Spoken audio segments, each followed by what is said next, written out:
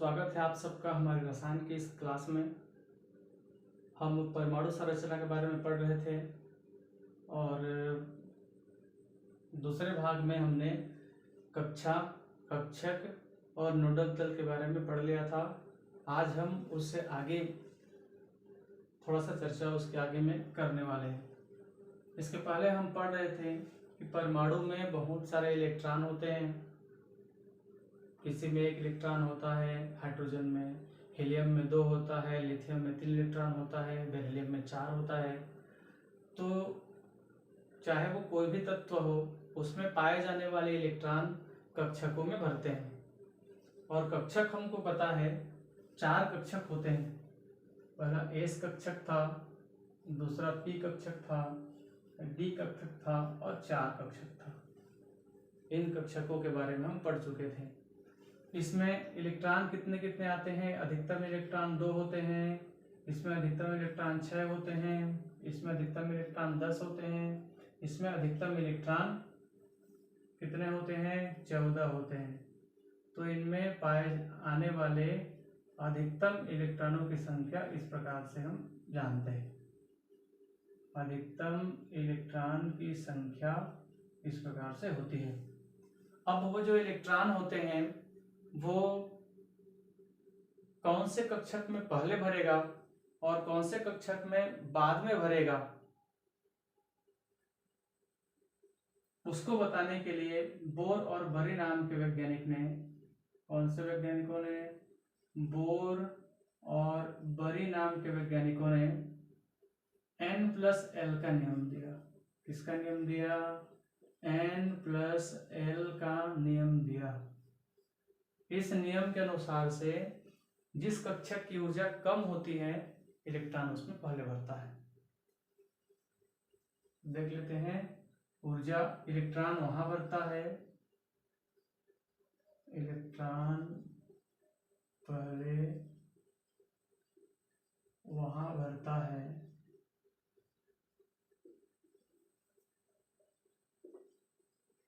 जिसका ऊर्जा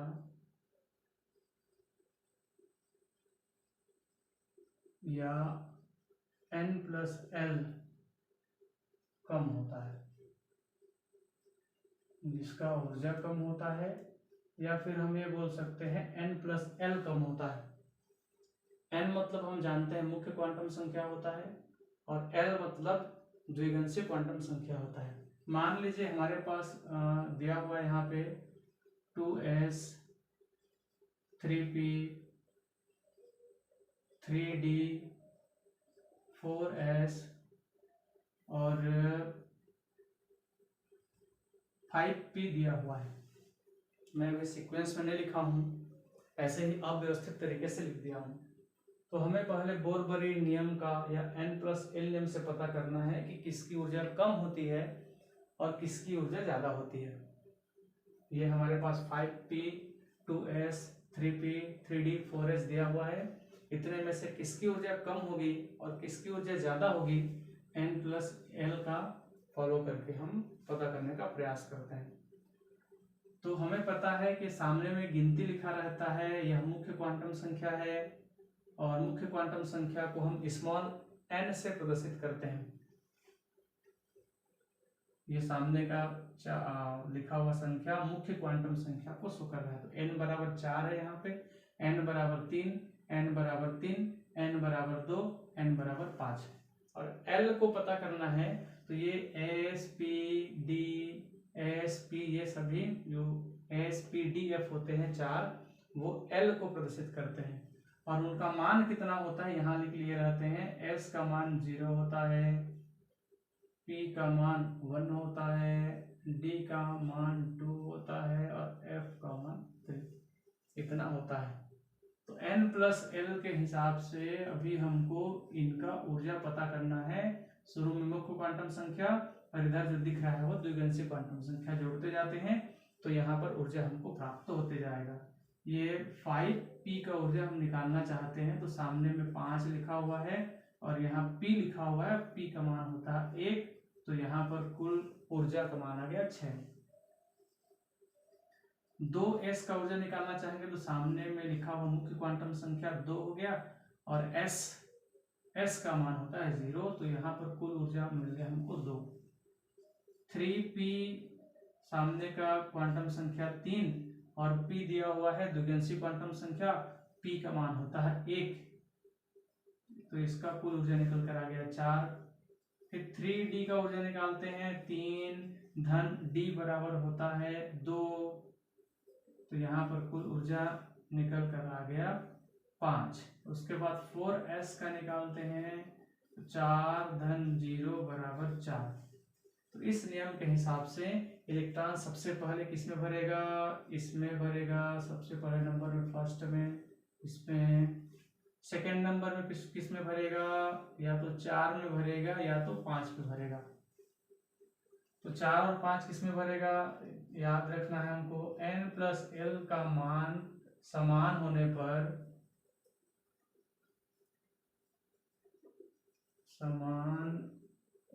पर इलेक्ट्रॉन किस में भरेगा, उसमें भरेगा जिसमें n का मान कम है।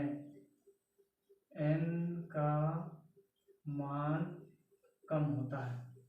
यदि n प्लस l का मान समान होता है तो इलेक्ट्रॉन उस कक्षक में भरता है जिसमें n का मान कम होता है। तो देखते हैं, यहाँ भी 4 है और यहाँ भी 4 है। नियम के हिसाब से इलेक्ट्रॉन उसमें पहले भरेगा जिसमें n का मान कम है। यहाँ पर देखिए n का मान 3 दिख रहा है और यहाँ n का मान 4 दिख रहा है, तो इलेक्ट्रॉन इसमें पहले भरेगा, तो सेकेंड नंबर में इलेक्ट्रॉन यहाँ भरेगा, थर्ड नंबर में इलेक्ट्रॉन यहाँ भरेगा, फोर्थ नंबर में इलेक्ट्रॉन यहाँ पर भरेगा और फिफ्थ नंबर में इलेक्ट्रॉन यहाँ पर भरेगा। इस नियम से हम पता कर सकते हैं इलेक्ट्रॉन किसमें पहले भरेगा, किसमें दूसरा नंबर में भरेगा, किसमें तीसरा, किसमें चौथा, किसमें पांचवा। इस तरीके से हम इलेक्ट्रॉन को उनके कक्षक में भर सकते हैं। अब किसी भी तत्व का इलेक्ट्रॉनिक विन्यास करना होता है, ये सब इलेक्ट्रॉनिक विन्यास कहलाते हैं। तो आफबाउ ने एक सिद्धांत दिया है, आफबाउ नाम के वैज्ञानिक थे जिसे हम आफबाउ का सिद्धांत कहते हैं। उस सिद्धांत के अनुसार से, चलिए यहीं पर मैं आगे आपको आफबाउ का सिद्धांत बताता हूँ। आफबाउ का सिद्धांत, ये तो ऊर्जा पता करने का के लिए बोरबरी ने बताया था, और इलेक्ट्रॉन भरने का जो सिद्धांत दिया था वो आफबाउ नाम के वैज्ञानिक ने दिया था, जिसको हम आफबाउ का सिद्धांत कहते हैं। तो इसके अनुसार से इलेक्ट्रॉन उन कक्षकों में पहले भरता है, इलेक्ट्रॉन वहां पहले भरता है जिसकी ऊर्जा कम होती है, जिसकी ऊर्जा कम होती है। फिर क्रमशः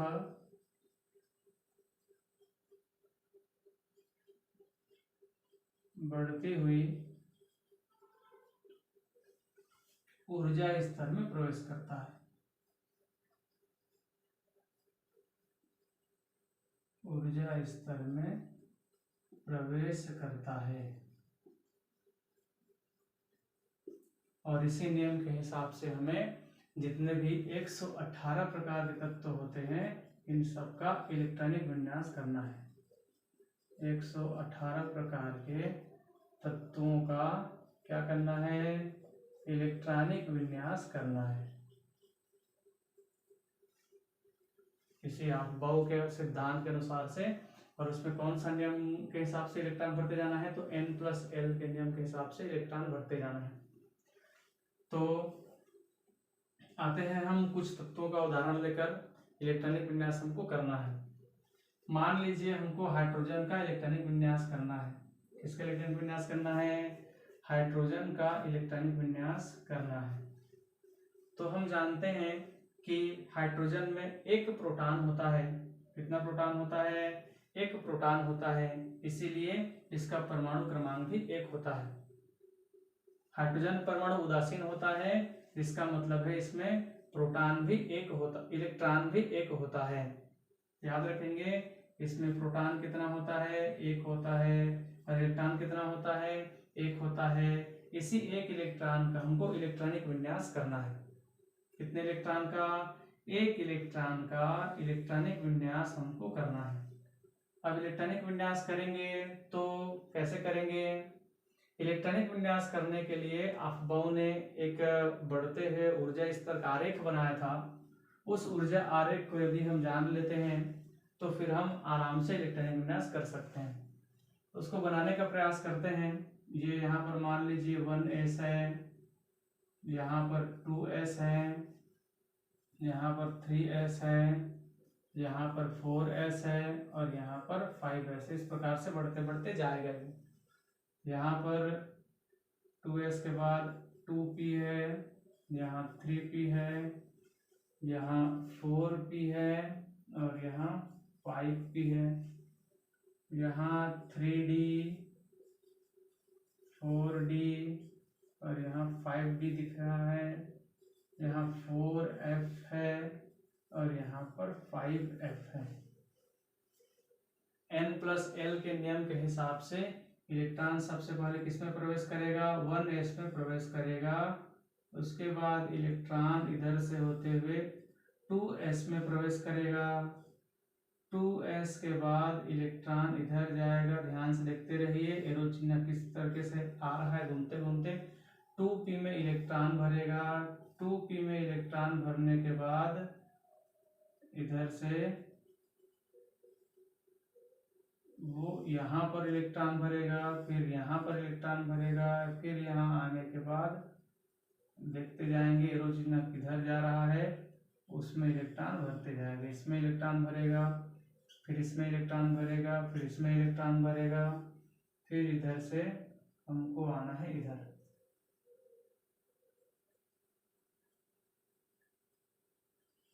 फिर इलेक्ट्रॉन भरेगा इसमें, ये 4d दिख रहा है, इसमें इलेक्ट्रॉन भरेगा, फिर उसके बाद 5p में भरेगा, फिर उसके बाद इधर 6d में भरेगा। तो ये डायग्राम इस प्रकार से बनते बनते बनते बनते जाएगा। यहाँ पे 6s है नीचे में, उसके बाद फिर से वो रिटर्न आएगा इधर से,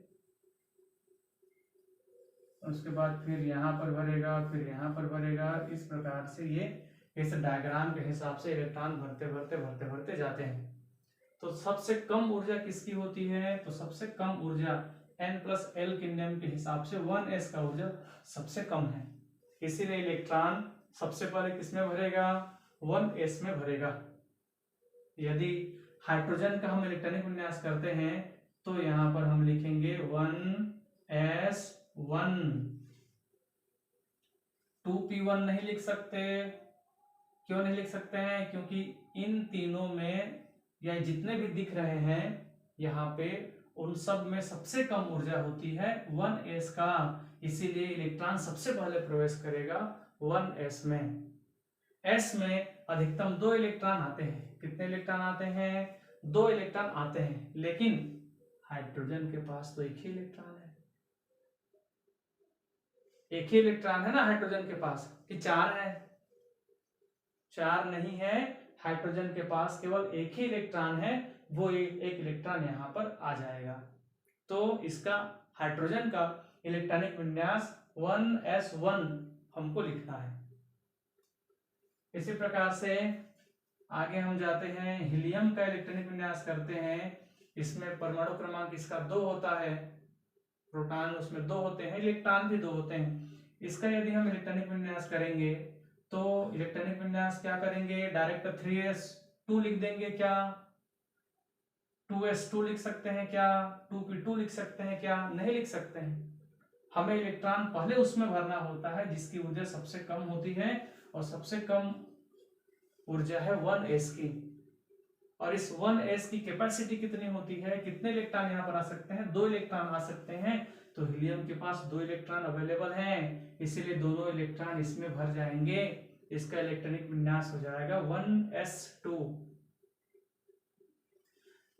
उसके बाद हम देखते हैं लिथियम के बारे में। लिथियम का परमाणु क्रमांक 3 होता है। इसका इलेक्ट्रॉनिक विन्यास करते हैं, कैसे होगा? तो इलेक्ट्रॉन सबसे पहले किसमें भरेगा? 1s में भरेगा 2 इलेक्ट्रॉन।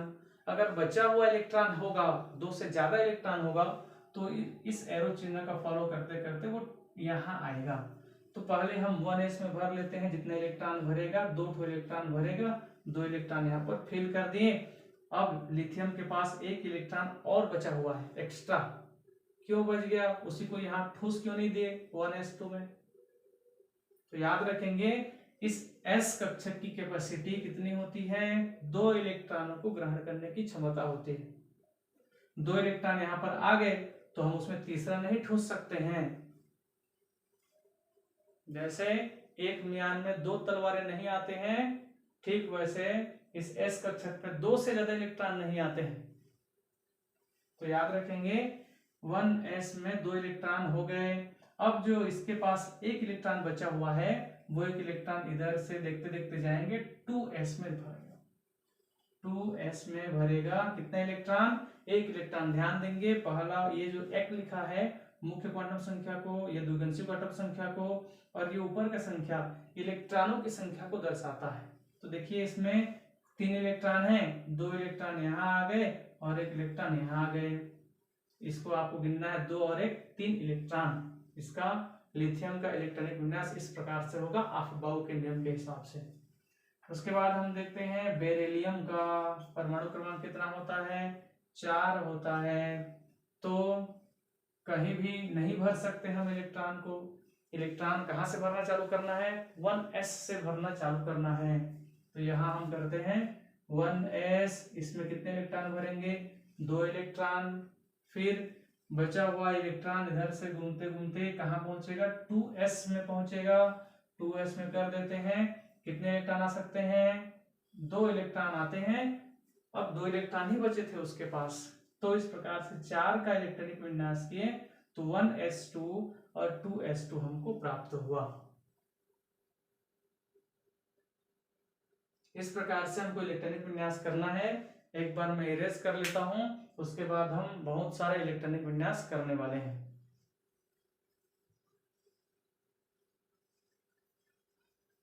ये डायग्राम को मैं छोड़ दे रहता हूं अभी, उसके हिसाब से उसको देख देख कर अभी हम इलेक्ट्रॉनिक विन्यास करेंगे। और ये ऊपर वाले को भी छोड़ दे रहते हैं, उसको देख देख कर, खैर उसका तो अभी कोई काम नहीं है, मिटा देता हूं।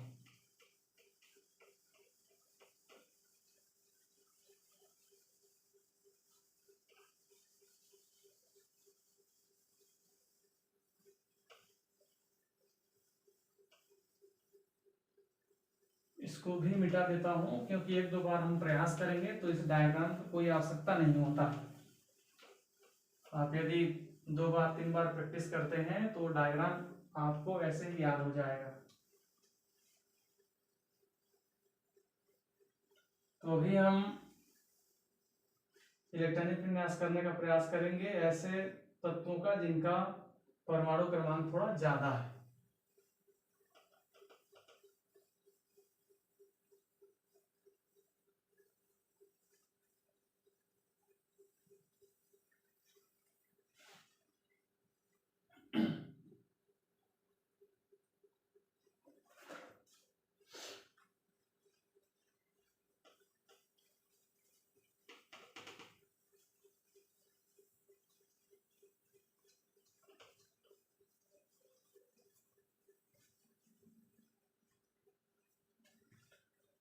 तो आप सब आवर्त सारणी के बारे में जानते ही हैं। आवर्त सारणी में 7 आवर्त होते हैं और 18 समूह हैं। तो सबसे पहले समूह के बारे में हम देखते हैं। सबसे पहले समूह में कौन कौन से तत्व होते हैं, hydrogen, lithium, sodium, potassium, rubidium, caesium, francium, 7 तत्व होते हैं पहले वाले समूह में। तो उनका नाम लिख देता हूं मैं, ये हो गया हाइड्रोजन, ये लिथियम, ये सोडियम, पोटेशियम, रुबिडियम, सीजियम और ये लिख दिया फ्रांसियम। इनका अभी हम इलेक्ट्रॉनिक विन्यास करके कुछ मेहनत करने का प्रयास करते हैं, कुछ अपने से प्रैक्टिस करने का प्रयास करते हैं बनेगा कि नहीं बनेगा। तो यहाँ पर हाइड्रोजन का परमाणु क्रमांक 1 होता है, लिख देता हूं मैं।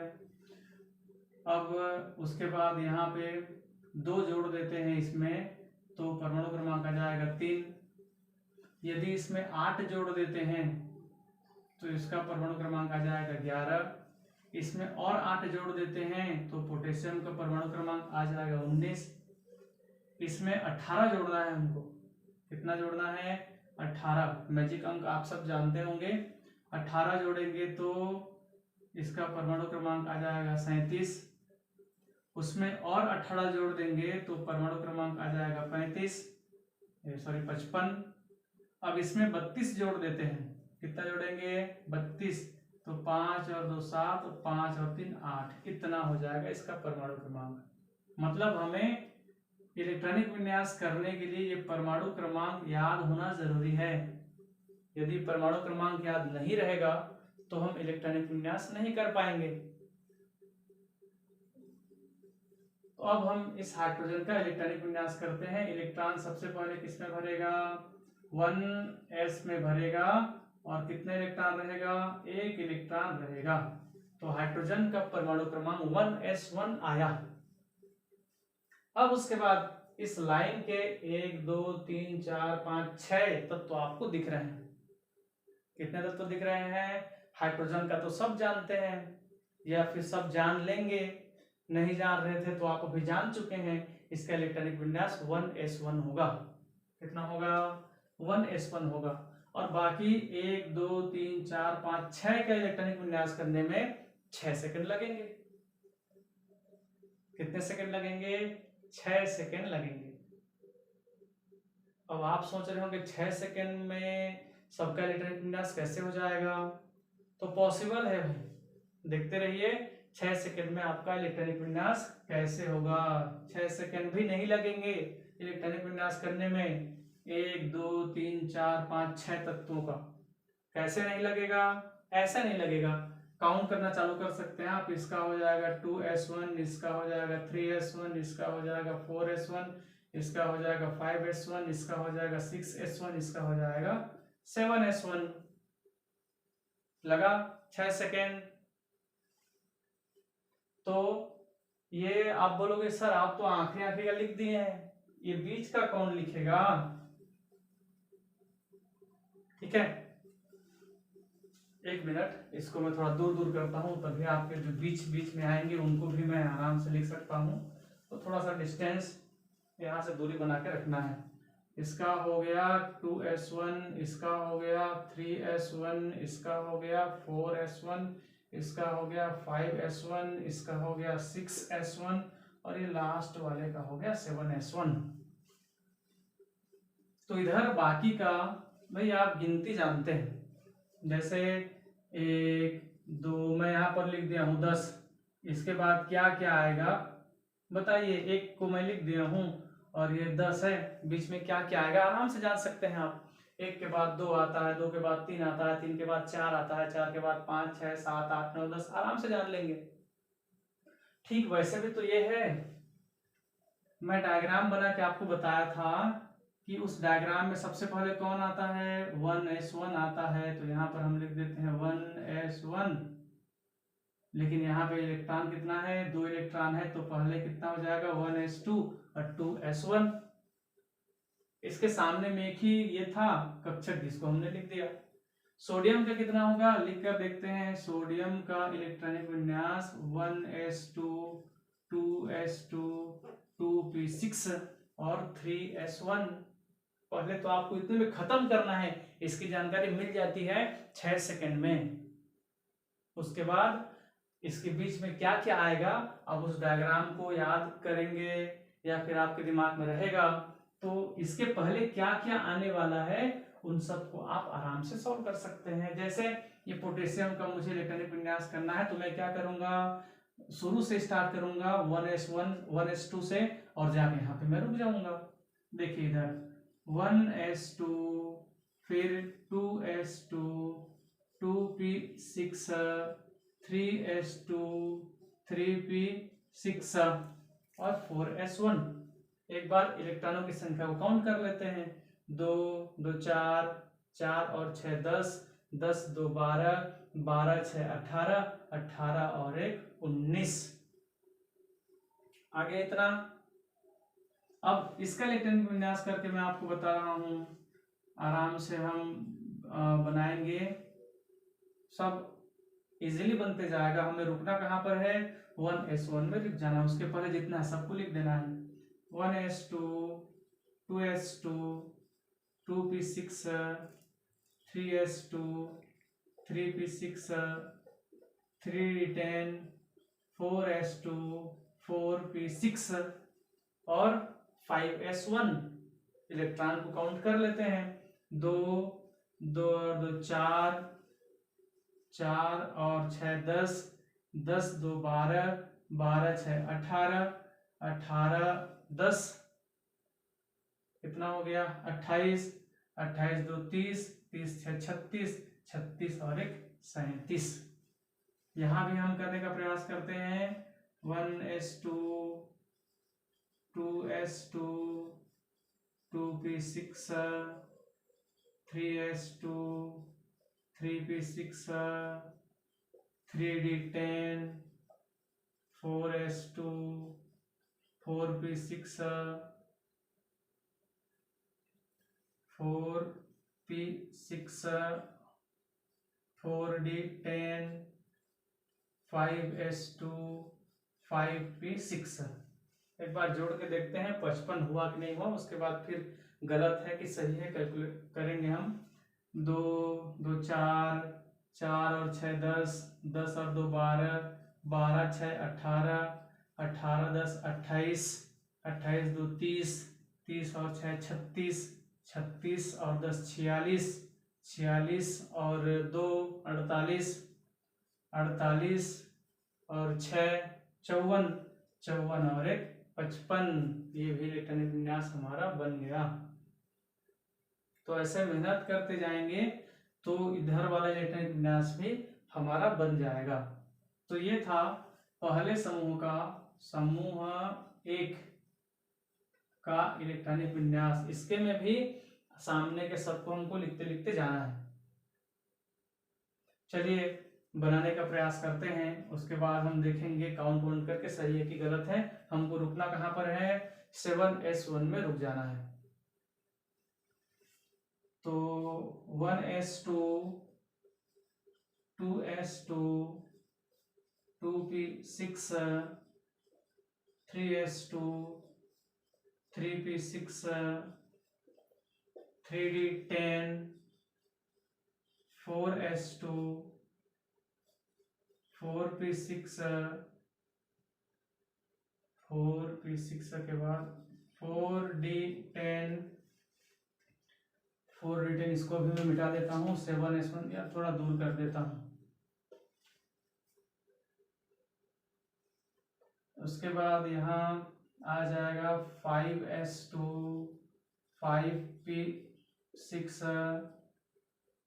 फिर 4d14, फिर 5d10, फिर आ जाएगा यहाँ पे, थोड़ा इसको फिर मिटाना पड़ेगा, 6s2, 6p6 और 7s2। एक बार जोड़ के देखते हैं कितना आया। कुछ मिस्टेक हो जाएगा तो फिर से हम बनाने का प्रयास करेंगे। देखते हैं 2 2 और 2 4, 4 और 6 10, 10 और 2 12, 12 और 6 18, 18 और 10 28, 28 और 2 30, 30 और 6 36, 36 और 10 46, 46 और 2 48, 48 और 6 54, 54 और 14, ये 54 और उसमें 14 जोड़ देते हैं 8 और ये 6 68 हो गया। यहाँ तक 68 में 10 जोड़ेंगे तो 78, 78 और 2 80, 80 और 6 86 और यह लास्ट में एक मिस्टेक हुआ था, ये तो 1 होना है भाई, 87। दो नहीं होगा ना यहाँ पे 7s2, सबके लास्ट में S1, 1s1, 2s1, 3s1, 4s1, 5s1, 6s1 और 7s1 आना था। मैं मिस्टेक से अभी 7s2 कर दिया था, इसको हम कर लेंगे 7s1। तो हमारा इलेक्ट्रॉनिक विन्यास कंप्लीट हो गया।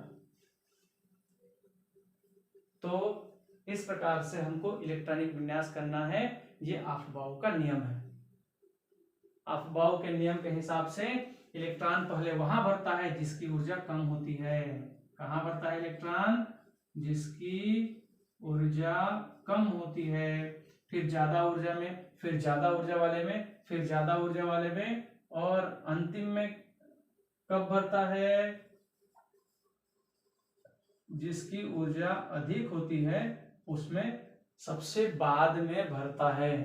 याद रखेंगे, जिसका ऊर्जा कम होता है उसमें पहले भरता है, फिर क्रम से ज्यादा ऊर्जा ज्यादा ऊर्जा ज्यादा ऊर्जा करते करते जिसमें सबसे अधिक ऊर्जा होता है उसमें इलेक्ट्रॉन सबसे लास्ट में भरता है। ये अफबाउ का नियम। तो इस प्रकार से अफबाउ के नियम का पालन करके आप किसी भी तत्व का इलेक्ट्रॉनिक विन्यास कर सकते हैं। किसी भी तत्व का इलेक्ट्रॉनिक विन्यास कर सकते हैं। लेकिन रुकिए, लेकिन कुछ तत्व ऐसे होते हैं जो इस नियम का पालन नहीं करते हैं, अफबाउ के नियम का पालन नहीं करते हैं, N+L का पालन नहीं करते हैं। तो कौन नहीं करता है? तो इसमें से उस साइड को मैं साफ कर देता हूं, उसके बाद हम उनके बारे में थोड़ा सा जानने का प्रयास करेंगे। कौन ऐसा है जो इतने बड़े नियम का पालन नहीं करता है?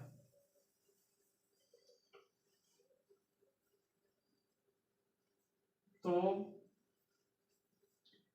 4-5 तत्व होते हैं जिसमें मैं आपको स्पेशली अभी कॉपर के बारे में और क्रोमियम के बारे में बताने वाला हूँ। किसके बारे में? कॉपर के बारे में और क्रोमियम के बारे में। इधर के 1-2 ठोक और मिटा देता हूँ मैं, उसके बाद जगह हमारे पास पर्याप्त हो जाएगा।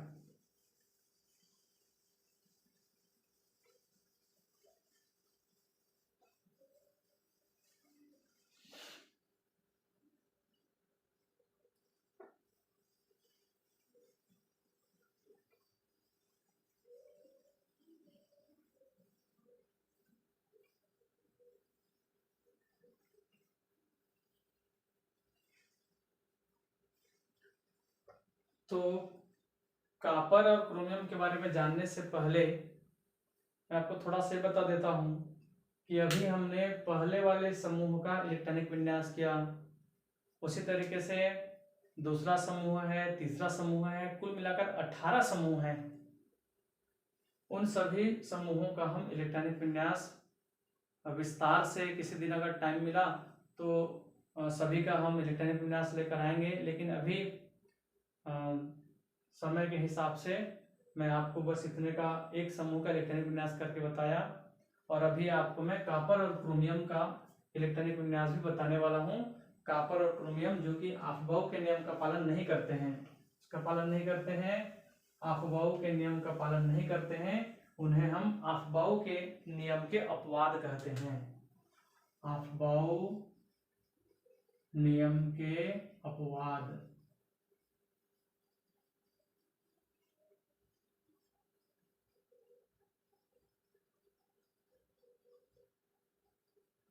तो हम स्पेशली अभी जानने वाले हैं कॉपर और क्रोमियम के बारे में। ये क्रोमियम का संकेत होता है Cr और उसका परमाणु क्रमांक होता है 24। उसमें इलेक्ट्रॉनों की संख्या होता है 24 क्रोमियम का। अगर इसका हम इलेक्ट्रॉनिक विन्यास करते हैं तो इलेक्ट्रॉन सबसे पहले भरेगा 1s2, दूसरा में भरेगा 2s2, 1s2, 2s2, 2p6, 3s2, 3p6, और 2 2 4 6 10 2 12 6 18, 18 2 20, 20 और 4 24। ये हो गया अफबाउ के अनुसार। ध्यान से देखेंगे, अभी मैंने जो इलेक्ट्रॉनिक विन्यास लिखा है वह अफबाउ के नियम के अनुसार है। इसके अनुसार है, अफबाउ के नियम के अनुसार है। अगर अफबाउ के नियम के हिसाब से आप इसका इलेक्ट्रॉनिक विन्यास करते तो इस तरीके से इसका इलेक्ट्रॉनिक विन्यास करते, लेकिन अभी मैं बताया हूं कि यह अफबाउ के नियम का पालन नहीं करता है, अफबाउ के नियम का पालन नहीं करता है, इसीलिए इसका इलेक्ट्रॉनिक विन्यास इस प्रकार से हो जाएगा 1s2 2s2 2p6 3s2 3p6 3d5 और 4s1। तो हुआ क्या, यहाँ का एक इलेक्ट्रॉन चल दिया यहाँ, जिसकी वजह से यहाँ पर इलेक्ट्रॉनों की संख्या हो गया 5 और यहाँ पर इलेक्ट्रॉनों की संख्या हो गया 1। तो ये वाला जो इलेक्ट्रॉनिक विन्यास है वो गलत है और ये वाला इलेक्ट्रॉनिक विन्यास सही है। ऐसा क्यों होता है उसको भी जानेंगे, पहले हम क्रोमियम का इलेक्ट्रॉनिक विन्यास कर लेते हैं, उसके बाद उसका भी कारण बताऊंगा मैं कि वो 3d5 क्यों हो गया और वो 4s1 कैसे हो गया, उसके बारे में भी थोड़ा सा चर्चा करेंगे, उसके बाद आज का वीडियो खत्म करेंगे। तो देख लेते हैं क्रोमियम के बारे में, क्रोमियम का हो गया, कॉपर के बारे में। उसके बाद हम जानेंगे कि ये 3d5 कैसे हो गया, क्यों हो गया, 4s1 क्यों हो गया, कैसे हो गया, ये गलत क्यों है और ये सही क्यों है। तो कॉपर का संकेत Cu होता है और उसका इलेक्ट्रॉनिक विन्यास इलेक्ट्रॉनों की संख्या 29 होता है। इलेक्ट्रॉनिक विन्यास हम करेंगे तो हो जाएगा 1s2 2s2 2p6 3s2 3p6 3d9 और 4s2। ये किसके हिसाब से, अफबाउ के नियम के हिसाब से, अफबाउ नियमानुसार।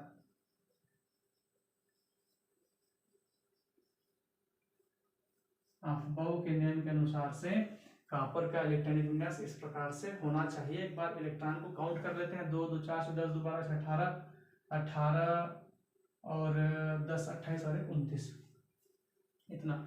लेकिन ये इलेक्ट्रॉनिक विन्यास ऐसा नहीं होता है, ये गलत है, अफबाउ के नियम के हिसाब से भरे हैं इसको, लेकिन कॉपर क्या करता है, अफबाउ के नियम का पालन नहीं करता है, इसीलिए ये इलेक्ट्रॉनिक विन्यास गलत है। तो सही कैसा होगा, सही इलेक्ट्रॉनिक विन्यास इस प्रकार से होगा 1s2 2s2 2p6 3s2 3p6 3d10 और 4s1। क्या हुआ, 4s में पाया जाने वाला एक इलेक्ट्रॉन यहाँ आ गया। तो क्यों आ गया, यहाँ पे 3d10 क्यों हो गया, 4s1 क्यों हो गया, ऐसा यह अफबाउ के नियम का पालन क्यों नहीं करता है, उसी के बारे में हम जानने वाले हैं अभी, इसका कारण। तो याद रखेंगे ये अफबाउ के नियम के हिसाब से भरा गया कॉपर का इलेक्ट्रॉनिक विन्यास है जो गलत है, और ये इलेक्ट्रॉनिक विन्यास सही है जो अफबाउ के नियम का पालन नहीं करता है। कारण हम जानेंगे इन दोनों का भी, कारण क्या होता है, ऐसा क्यों होता है, उसी का हम कारण जानने वाले हैं। तो कोई भी तत्व बहुत ज्यादा अस्थायी होता है। कौन सा तत्व, सभी तत्व, चाहे हाइड्रोजन हो, हीलियम हो, लिथियम हो, beryllium, boron, carbon, nitrogen, oxygen, fluorine, neon, argon, potassium, जो भी तत्व होते हैं वो बहुत ज्यादा अस्थायी होते हैं। कैसे होते हैं, अस्थायी होते हैं, रासायनिक दृष्टि से, रासायनिक क्रियाशीलता की दृष्टि से। अब सभी के सभी जब अस्थायी होते हैं तो वो अपने आप को स्थायी बनाने का प्रयास करते हैं। क्या करने का प्रयास करते हैं, स्थायी करने का प्रयास करते हैं। सभी तत्व बहुत ज्यादा अस्थायी होते हैं, वे अपने आप को स्थायी बनाने का प्रयास करते हैं, और स्थायी बनाने के लिए वो अपने इलेक्ट्रॉनों को अरेंज करने का प्रयास करते हैं। क्या करने का प्रयास करेंगे, इलेक्ट्रॉनों को अरेंज करने का प्रयास करते हैं। इसको जानने से पहले हम थोड़ा सा इधर आते हैं। मान लीजिए मेरे पास एक कोई p कक्षक है, कोई सा भी है, 3p दिया हुआ है। आपको पता होगा, जानते होंगे कि पी में 3 खाने होते हैं। कितने खाने होते हैं?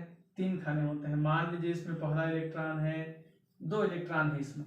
कितने इलेक्ट्रॉन है? 2 इलेक्ट्रॉन है।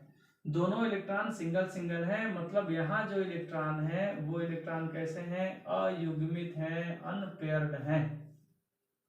और जिसमें अयुग्मित इलेक्ट्रॉन होता है वो क्या करेगा? जिसमें अयुग्मित इलेक्ट्रॉन होता है वह बहुत ज्यादा अस्थायी होता है। क्यों अस्थायी होता है? तो उसका कारण है कि ये रासायनिक क्रिया में बंध बनाने के लिए भाग लेगा, या तो इलेक्ट्रॉनों को त्याग देगा या इलेक्ट्रॉनों को ग्रहण करेगा। इसका मतलब है कि जिसमें अयुग्मित इलेक्ट्रॉन होता है उसमें बंध बनाने के लिए या फिर रासायनिक क्रियाशीलता में भाग लेने के लिए ये इलेक्ट्रॉन फ्री हो जाते हैं और ये बहुत ज्यादा अस्थायी होते हैं। तो इसको हम अयुग्मित इलेक्ट्रॉन बोलते हैं, इन इलेक्ट्रॉनों को। अगला स्थिति आपको मैं बता रहा हूं, ध्यान से देखते जाइएगा, बड़ा सरल है। ये हमारे पास 3p एक और है, इसमें 1 इलेक्ट्रॉन, 2 इलेक्ट्रॉन, 3 इलेक्ट्रॉन है। एक और बना देता हूं मैं 3p इलेक्ट्रॉन को, इसमें 1 2 3 4 5 6 इलेक्ट्रॉन है। ये भी 3p है। तो ये पहला वाला कंडीशन है, ये दूसरा वाला कंडीशन है, तीसरा कंडीशन है। तीनों कंडीशन को हम देखेंगे तो ये पहला वाले कंडीशन में इलेक्ट्रॉन बंध बनाने के लिए स्वतंत्र हैं, कभी भी भाग सकते हैं बंध बनाने के लिए, या इलेक्ट्रॉन को ला सकते हैं, साझा कर सकते हैं। तो ये बहुत ज्यादा अस्थायी है। लेकिन यहाँ जो इलेक्ट्रॉन देख रहे हैं, ये 1 इलेक्ट्रॉन, 2 इलेक्ट्रॉन, 3 इलेक्ट्रॉन है। ये पहला डिब्बा भी भरा हुआ है 1 इलेक्ट्रॉन से, दूसरा भी भरा हुआ है, तीसरा भी भरा हुआ है। ऐसी स्थिति में अयुग्मित इलेक्ट्रॉन तो है इसमें, लेकिन ये अर्धपूरित कक्षक कहलाता है। क्या कहलाता है? अर्धपूरित कक्षक कहलाता है। जितने की कैपेसिटी होती है उसका जस्ट आधा होता है, उसको हम कहते हैं अर्धपूरित कक्षक। जैसे S के में 1 इलेक्ट्रॉन है तो ये अर्धपूरित है। क्या है ये? अर्धपूरित है। ये D है, मान लीजिए 5D है, और 1 2 3 4 5 खाने होते हैं इसमें, 1 2 3 4 5 इलेक्ट्रॉन है, तो ये क्या कहलाएगा? ये कहलाएगा अर्धपूरित कक्षक। क्या कहलाएगा ये? अर्धपूरित कक्षक। जब कोई परमाणु में इस प्रकार का कंडीशन आता है तो अर्धपूरित वाला जो कंडीशन होता है वो कैसा हो जाता है? स्थायी प्रकृति का हो जाता है। ये थोड़ा स्टेबल हो जाते हैं क्योंकि इसमें पहला, दूसरा, तीसरा, चौथा सब खानों में इलेक्ट्रॉन उपस्थित हैं। इसलिए इसमें इलेक्ट्रॉन आएगा या जाएगा या साझा करेगा, ऐसा स्थिति नहीं बन पाता है। हम ये बोल सकते हैं कि ऐसे कंडीशन में रहने पर कोई भी तत्व रासायनिक क्रियाशीलता में भाग लेने का गुण कम होने लगता है, जिसकी वजह से ये स्थायी प्रवृत्ति का होता है। उसके बाद ये भरा पड़ा हुआ है, देख रहे हैं, इसमें पूरा का पूरा 6 इलेक्ट्रॉन भरा हुआ है। ये हमारे पास s ऑर्बिटल है, ये भी पूरा का पूरा भरा हुआ है। यहाँ पर हम d ऑर्बिटल बना देते हैं, 1 2 3 4 5, इसमें पूरा इलेक्ट्रॉन पैक कर देते हैं। तो जब यहाँ पर इलेक्ट्रॉन जोड़ी में होते हैं, सभी इलेक्ट्रॉन आपस में पेयर में रहते हैं। यहाँ देखिए, इसका जोड़ीदार है, इसका जोड़ीदार है, सब अपने अपने विपरीत चक्रण वाले इलेक्ट्रॉन के साथ जोड़ा बना के रखे रहते हैं। तो इनको हम कहते हैं युग्मित इलेक्ट्रॉन। क्या बोलते हैं? युग्मित इलेक्ट्रॉन हम इनको कहते हैं, युग्मित इलेक्ट्रॉन। इलेक्ट्रॉन को बोल रहा हूं ना मैं, इलेक्ट्रॉन को क्या बोला जाता है? युग्मित इलेक्ट्रॉन बोलते हैं। और इस कक्षक को क्या बोलेंगे? ये कक्षक को बोल रहा हूं, याद रखेंगे। यहाँ जो इलेक्ट्रॉन है उनको मैं युग्मित इलेक्ट्रॉन बोल रहा हूँ, और इस कक्षक को क्या बोलेंगे? इस कक्षक को हम बोलते हैं, पूरा का पूरा भरा हुआ है ये, इसमें इलेक्ट्रॉन नहीं आ सकता, और तो इसको हम बोलते हैं पूर्ण पूरित कक्षक। याद रखेंगे, ये जस्ट आधा भरा हुआ था उसकी कैपेसिटी से, इसीलिए इसको अर्धपूरित कक्षक। ये भी कुल कैपेसिटी 2 है, उसका जस्ट आधा है, तो इसको अर्धपूरित कक्षक। ये भी जितना आना चाहिए 6 का जस्ट आधा है 3, तो ये भी कहलाएगा अर्धपूरित कक्षक।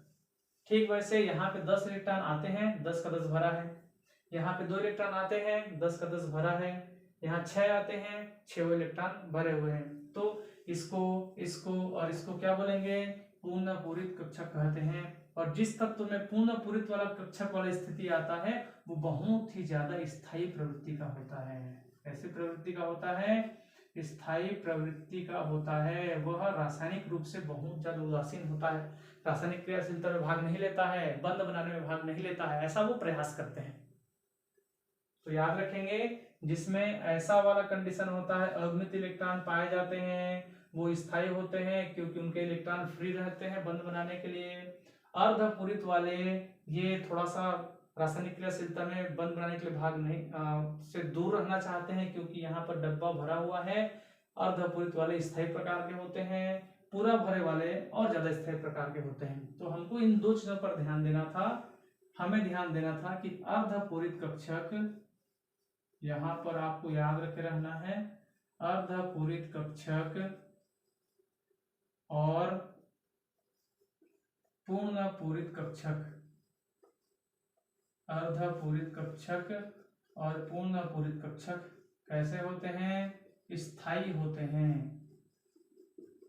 ये लाइन आपको याद हो गया तो ये आपका समस्या, इतना बड़ा जो समस्या लग रहा था वो सब आपका समस्या का समाधान हो गया। तो कैसे होगा समस्या का समाधान देखते हैं।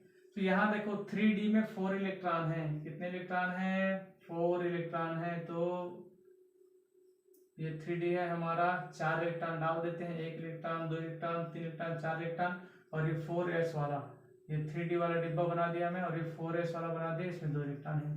तो देखो ये कौन से वाले कंडीशन में आ रहा है? पहला वाला स्थिति में आ रहा है कि दूसरा कि तीसरा? पहला वाला स्थिति में आ रहा है। और इलेक्ट्रॉन कैसा है? यहाँ पर जो इलेक्ट्रॉन है वो अस्थायी है, तब तो अस्थायी हो जाएगा। तो वो क्या करेगा? अपने आप को स्थायी बनाने का प्रयास करेगा और अपने आप को स्थायी बनाए रखने के लिए यहाँ का एक इलेक्ट्रॉन को यहाँ डाल देता है। और जब ऐसा होता है तो 3D में कितने इलेक्ट्रॉन हो गए? 3D में अभी हो गए 5 इलेक्ट्रॉन। देखिए यहाँ 5 इलेक्ट्रॉन है, 1 2 3 4 5। और S में भी कितने इलेक्ट्रॉन हो गए? S में भी 1 इलेक्ट्रॉन। इसका मतलब है जब यहाँ पर 5 इलेक्ट्रॉन होते हैं, यहाँ से 1 आ जाता है तो यहाँ 5 हो गए और यहाँ 1 हो गए। ऐसी स्थिति में ये कौन सी स्थिति में पहुंच गया?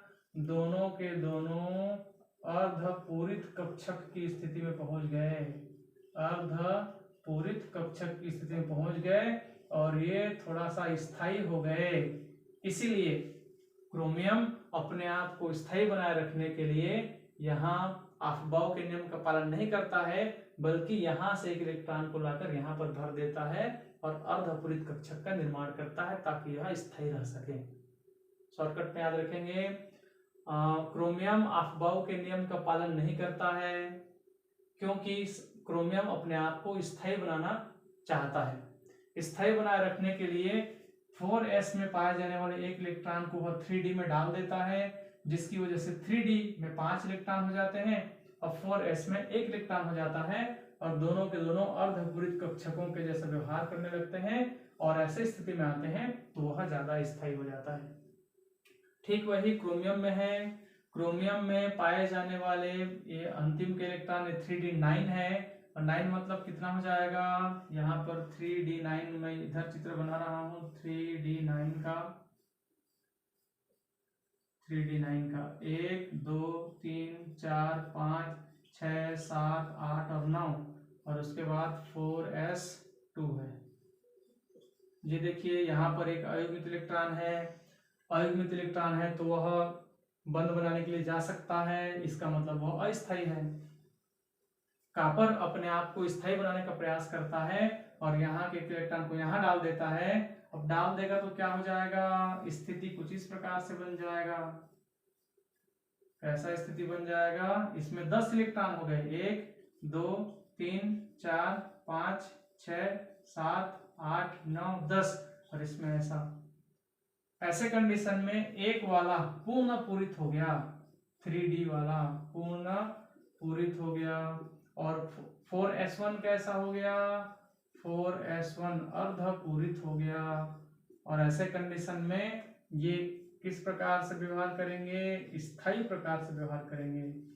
तो याद रखेंगे, क्रोमियम अपने आप को स्थायी बनाने का प्रयास करता है, ऐसा करने के लिए वह 4s में पाए जाने वाले एक इलेक्ट्रॉन को 3d में भर देता है, जिसकी वजह से 3d में 10 इलेक्ट्रॉन हो जाते हैं, 4s में 1 इलेक्ट्रॉन हो जाता है। 3d पूर्ण पूरित कक्षक के जैसा व्यवहार करता है और 4s1 अर्धपूरित के जैसा व्यवहार करता है। और हमें पता है कि अर्धपूरित स्थायी जैसा व्यवहार करता है, पूर्ण पूरित स्थायी होता है। तो अपने आप को स्थायी बनाए रखने के लिए ये लोग इलेक्ट्रॉनों को इधर 3d में भेज देते हैं। ये वाला भी 3d में भेज दिया, ये वाला भी 3d में भेज दिया, अपने आप को क्या बना लिए, अर्धपूरित या पूर्ण पूरित बना लिए, जिसकी वजह से इनकी प्रकृति स्थायी प्रकार की हो जाती है। इसीलिए ये लोग अफबाउ के नियम का पालन नहीं करते हैं। वीडियो अच्छा लगा होगा तो लाइक कर देंगे, शेयर कर देंगे, सब्सक्राइब कर देंगे। आगे का वीडियो आपके पास पहुंचता रहे, इसके लिए आप बेल को भी प्रेस कर देंगे ताकि नोटिफिकेशन आपके पास आता रहे। अगला वीडियो में हम पढ़ेंगे पाउली का अपवर्जन सिद्धांत, हुंडे के अधिकतम बहुलता का नियम। तो आगे की इस प्रकार की क्लास के लिए सहयोग प्रदान करके लाइक शेयर सब्सक्राइब जरूर कर दीजिएगा। धन्यवाद।